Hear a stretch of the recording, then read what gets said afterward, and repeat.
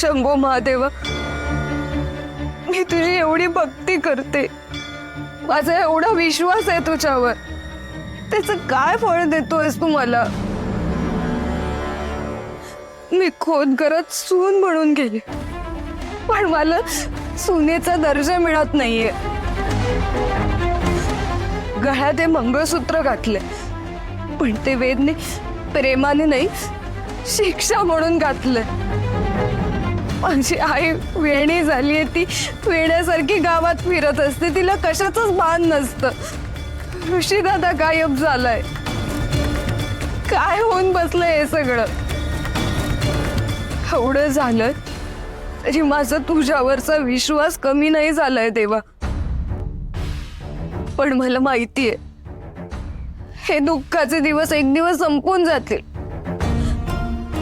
आणि आनंदाचे दिवस येतील. देवा, तूच मला तिकडीचा जन्म दिलायस. मी आतापर्यंत लोकांची दूषणं खाल्ली, लोकांचे वाईट बोलणी खाल्ली, दोष ऐकत आले. अजून किती सहन करू मी? पण मी मनात विश्वास ठेवून जगते की माझ्या कपाळी लागलेला तिकडीचा कलंक तू एक दिवस मिटवणार. मी वाट बघते त्या दिवसाची शंभू महादेवा. इतर मुलींप्रमाणे मलाही सुखाचा संसार करायची इच्छा आहे.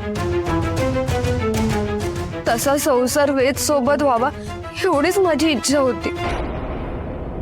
पण नियतीने सगळं बदलून टाकलं. बाबाराव खोतांच्या सांगण्यावरून मी वेद समोर खोतांबद्दलच खूप वाईट बोलले. मला वाटलं असं केल्यामुळे माझा ऋषी दादा वाचेल, म्हणून मी माझ्या प्रेमाला लांब केलं. पण या सगळ्याचे परिणाम काय झाले देवा? माझा वेद दुखावला गेला ना, आणि त्याला काय खरंय काय खोटंय हे सांगण्यासाठी मी चिठ्ठी लिहिली. पण सगळं उलट होऊन बसलं देवा.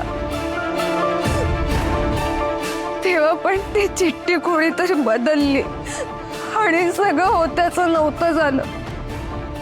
आता वेद माझ्यावर अजिबात विश्वास ठेवत नाहीये. मी काय करू? तू कसली माझी शिक्षा घेतोयस? अजून किती दिवस माझी परीक्षा घेणार आहेस? काय खरंय हे वेदला समजण्यासाठी तरी ऋषी दादाला परत आण. मायेची ऊब देणाऱ्या आईला बरं कर देवा. हा अन्याय माझ्यावरच का होतोय? मला न्याय हवाय. मला माझ्या सगळ्या प्रश्नांची उत्तरं हवी आहेत. जोपर्यंत मला माझ्या प्रश्नांची उत्तरं मिळत नाही तोपर्यंत तुला जागृत ठेवण्यासाठी मी हा घंटानाद सुरू ठेवणार.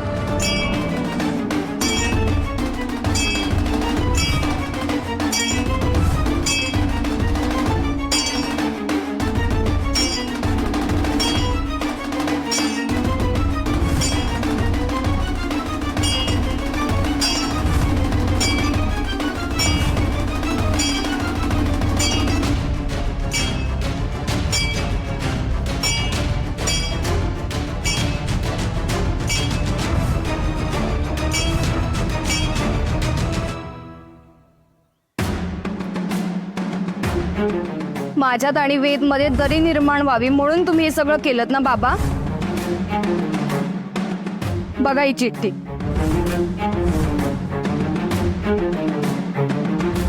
हे पत्र ऋषीने लिहिलेलं नाहीये हे तू सिद्ध करणार आहेस.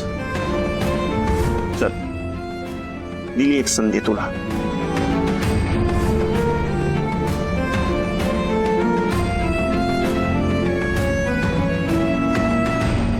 सत्यवान, ये इकडे.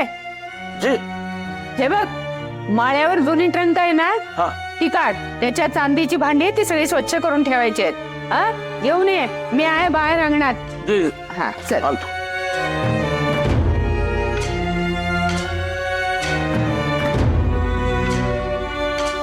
काय या घरावर विपरीत परिस्थिती कोसळली आहे कळत नाही.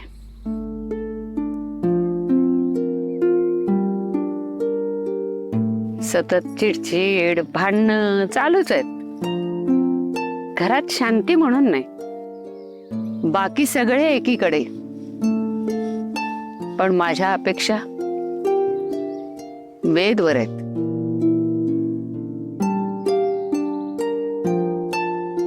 पण त्याचं हल्ली काय बिनसलंय कुणास ठाऊक. सतत निराश खचलेला दिसतो. ते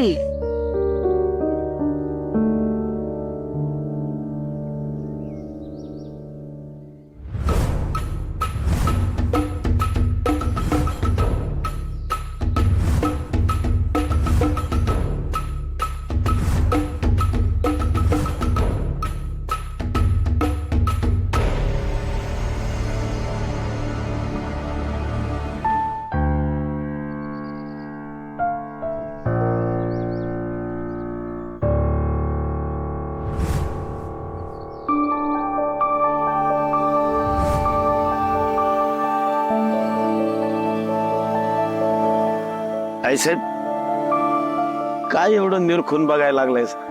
काय नाही रे, तांब्यावर गोदाचं नाव वाचलं आणि आठवणींचं मोहोळ उठलं. हा, हा तांब्या गोदाला अंधणात मिळाला होता. हाच तांब्या घेऊन ती सूर्योदयाला तुळशीला पाणी आणि सूर्याला अर्ध द्यायची. तिचं नेम कधी चुकला नाही. वेगळीच होती गोदा, तेजस्वी होती, डोळे पाणीदार.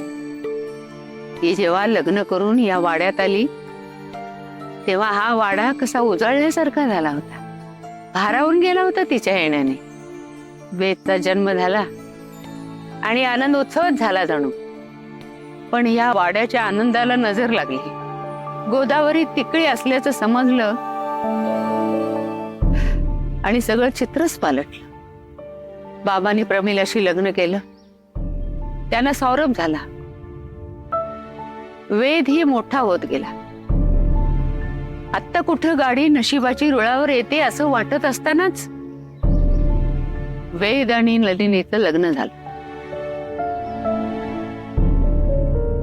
सत्यवान, जी जी जी आई साहेब. आपल्या वेदचं लग्न विचित्र प्रकारे झालं ना. त्यावेळेला वेदने जर मंजुरी दिली नसती तर आजचा दिवस दिसलाच नसता. ही वेळच आली नसती. किती विचित्र गुंतली आहेत ना ती.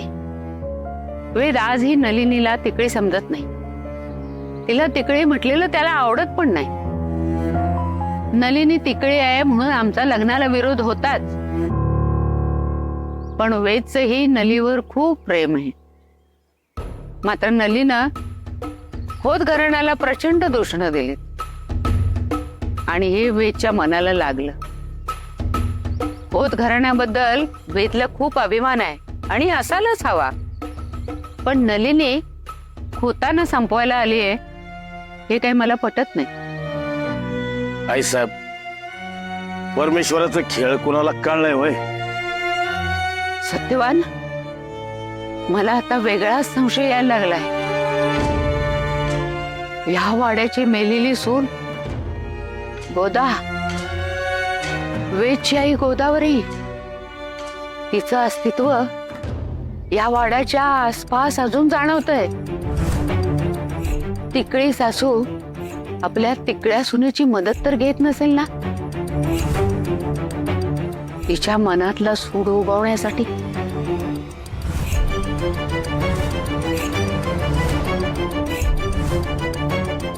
म्हणजे नलीच्या खांद्यावर बंदूक ठेवून गोदावरी शिकार करणार. आता मला धागा सापडला. पण प्रश्न वेदचा आहे. या सासू सुनीच्या खेळीत माझ्या वेदचा हकनाक बळी जातोय. तेव्हा आता तूच वाचव रे.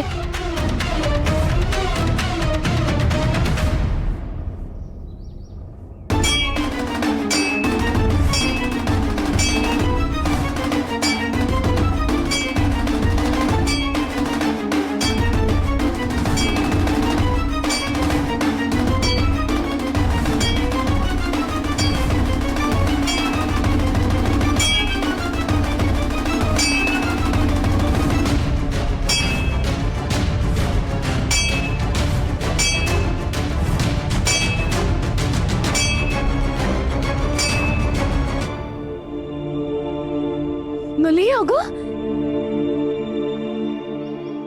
अगं किती रक्त आहे, काय झालंय तुझं?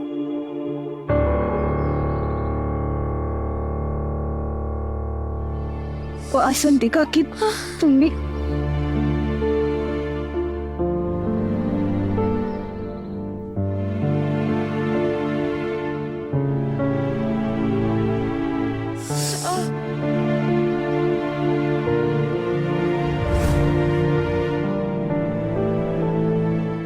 वासंती काकी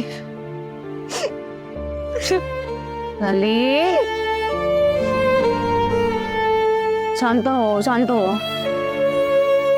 काय झालं आमच्या शहाण्या मुलीला? ए नली,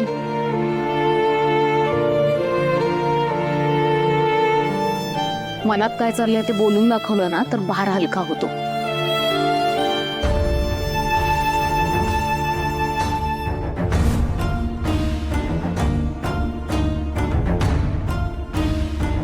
सगळ्या खोतांना विश्वासात घेतलंस ना, आता वेळ आली आहे त्यांना भिकारी करण्याची. तुझा लाडका ऋषी दादा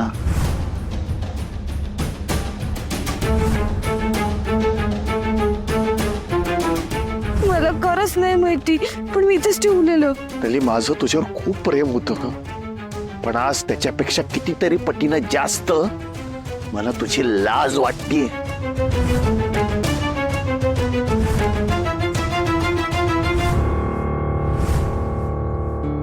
माणसाची मनस्थिती त्याच्या परिस्थितीवर पूर्णपणे अवलंबून असते, आणि हे आत्ता माझ्या बाबतीत तंतोतंत खरंय. आजवर इतका राग, इतका द्वेष हे कधीच कोणाचा केला नाही. हे माझ्या स्वभावात नाही, तो माझा पिंड नाही. पण ज्या नलीला मी माझं सर्वस्व मानलं, जिच्यावर जीवापाड प्रेम केलं, तिनंच माझा विश्वासघात केला. मी माणूस आहे, मलाही भावना आहेत.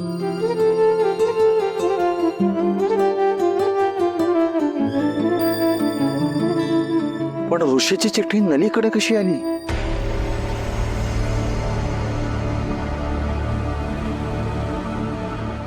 वेद,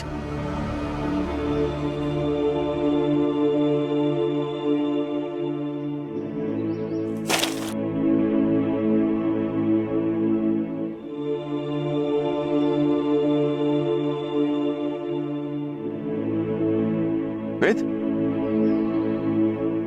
इथे एकटा काय करतोयस? एकटाच पडलोय रे काका. काका एक विचारू, तुला पण असं वाटतं का की नली आणि ऋषी कॉन्टॅक्ट मध्ये असतील?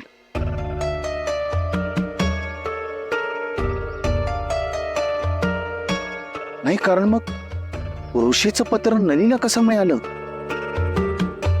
याचा अर्थ ते कॉन्टॅक्ट मध्ये आहेत. आणि जर कॉन्टॅक्ट मध्ये असतील तर ऋषी इथेच कुठेतरी जवळपास असेल. एवढी मोठी गोष्ट लपवण्यात पण नलिनी धूर्त आणि आतल्या गाठीची आहे. ऋषीचे गायब झाल्यामुळे सरस्वती काकूंची जी काही परिस्थिती झाली ती बघून सुद्धा नली ऋषीला लपवून ठेवेल. नलीने मला ऋषीचं पत्र का दाखवलं असेल? मला खिजवण्यासाठी? माझी फसगत करण्यासाठी? मी पण तुझा विश्वासघातच केलाय रे वेद. कुठल्या तोंडाने तुझ्या प्रश्नांची उत्तरं देऊ? ऋषीचं चिठ्ठीतलं अक्षर आणि वहीचं अक्षर अगदी सारखं आहे, सारख्या वळणाचं. ही चिठ्ठी जर मला नलीच्या पर्समध्ये सापडली तर याचा अर्थ काय होतो? नली दोषी आहे, मग ऋषी दोषी नाहीये का? तो तर आमचं गोडाऊन जाळायला निघाला होता, आणि हे मला शंकर काकाला सांगितलंय. शंकर काका कधी खोटं बोलत नाही. किती कटू वाटत असले तरी सत्य हेच आहे की नली आणि ऋषीने मिळून मला फसवलंय. नक्की दोषी आहे तरी कोण? परिस्थिती, कधी कधी परिस्थितीच दोषी असते. कुठल्या तरी विचित्र गोष्टीत अडकवते ना ती परिस्थिती. परिस्थिती.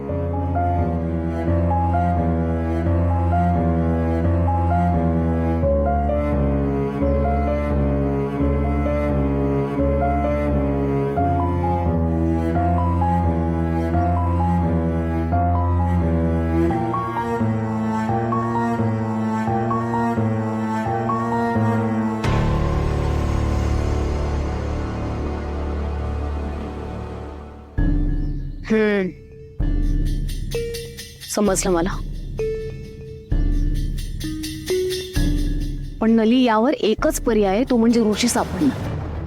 एकदा का तो सापडला ना की खरं काय खोटं काय ते सगळंच कळलं ग. वासंती काकी, मी ना वेदला चिठ्ठी देण्याआधी मला असं खूप वाटत होतं तुम्हाला भेटावं, तुमच्याशी बोलावं, तुम्हाला विचारावं मी बरोबर करते का. मी विहिरीवर पण येऊन गेले होते, तुम्ही कुठे होतात. बंधनं काय माणसांनाच असतात का. आम्हालाही असतातच. म्हणजे हेच की रानोमाळ भटकण्याने मार्ग मिळणार नाही. ती इथेच नाही, सगळीकडे आणि तुझ्या सोबत आहे. यावरनं आपण सविस्तर बोलूया. चल.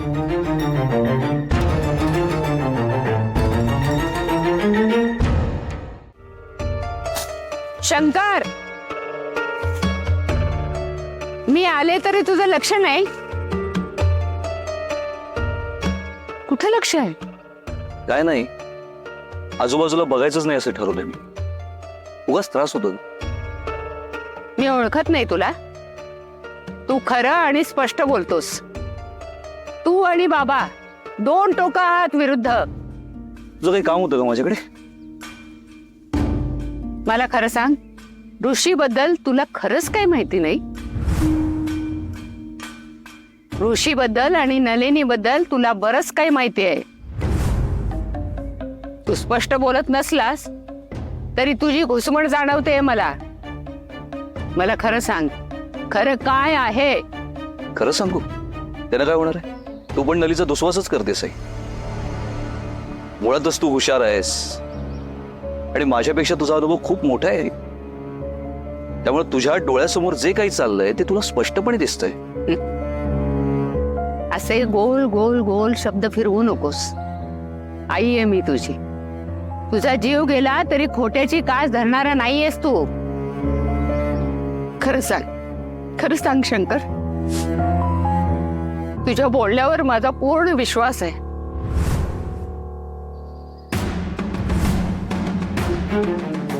सुटला सुटला मी सुटला, सुटला सुटला मी सुटला, सुटला सुटला सुटला. त्या वेदला गोडाऊन मधून बाहेर घेऊन जा, नाहीतर तुझा चेंडू हकनाक फुटेल. आई, आजपर्यंत मी तुझ्याशी कधी खोटं बोललेलो नाहीये. पण ह्यावेळी आपल्या वाड्यामध्ये काहीतरी मोठं षडयंत्र रचणं चालू आहे. आणि ह्या सगळ्याचं सार मी तुला एका वाक्यात सांगतो. नली अत्यंत गुणी मुलगी आहे आणि ती कुठेही चुकलेली नाही.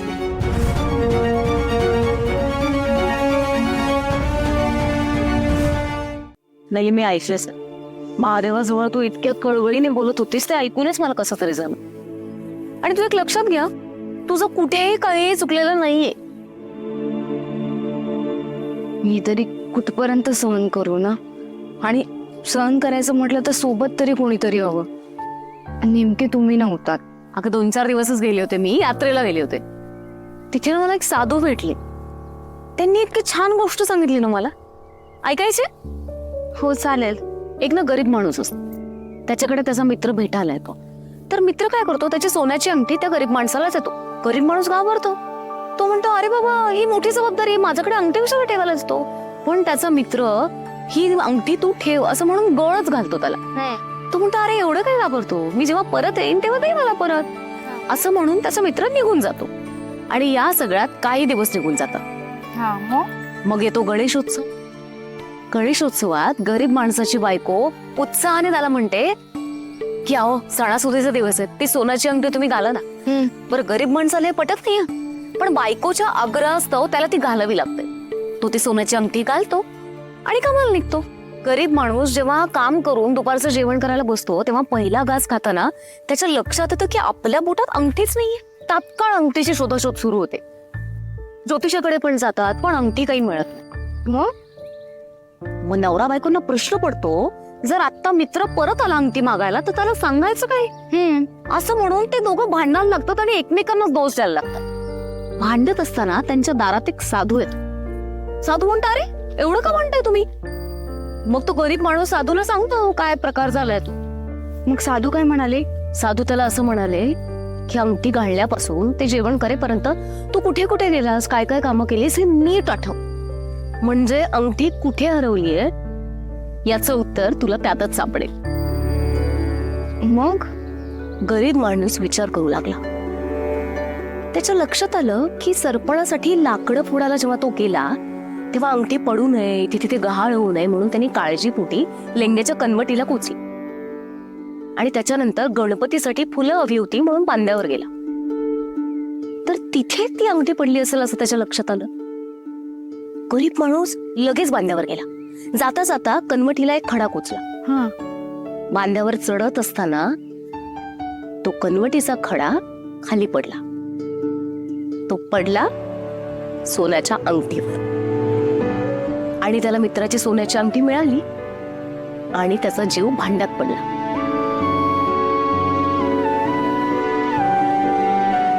गोष्टीचं तात्पर्य असं, आपली एखादी गोष्ट हरवली ना तर ती गोष्ट तिथेच शोधावी जिथे तिच्या पाऊलखुणा शेवटी दिसल्या होत्या.